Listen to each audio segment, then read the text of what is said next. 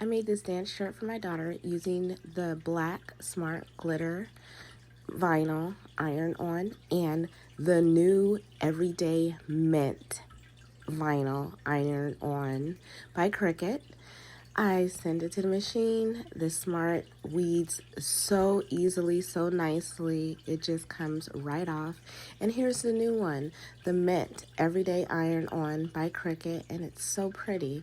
So I just lay it flat on the 12 by 12 mat. I use a brayer, and then I weed. It just comes right off, which is super easy and simple. I use my t-shirt alignment tool for this one, and I laid down the glitter iron on first, and then I put the everyday iron on after that. And I did both sides, and it came out nicely. My daughter ended up really liking it, which is always a good thing.